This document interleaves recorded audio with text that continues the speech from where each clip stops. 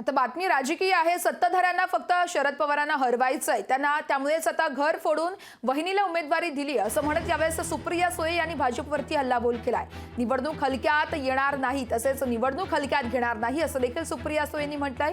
माझं काम बघून मतदान करा असं देखील आवाहन यावेळेस मतदारांना सुप्रिया सुळे यांनी केल्याचं पाहायला मिळतंय। भारतीय जनता पक्षचे नेते बारामतीत येऊन म्हणतात की आम्हाला ह्या इलेक्शनमध्ये शरद पवारांना हरवायचे, म्हणजे त्यांना विकास नाही करायचा आहे आणि मग ना त्यांच्याकडे एखादा कॅन्डिडेट आहे।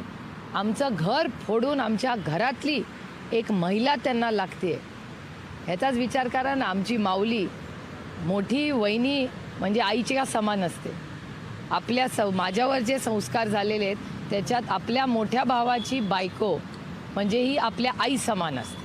त्याच्यामुळे आमच्या आईला त्यांनी इलेक्शनमध्ये भारतीय जनता पक्षांना उतरावं लागतंय। विचार करा ना या सगळ्याचा।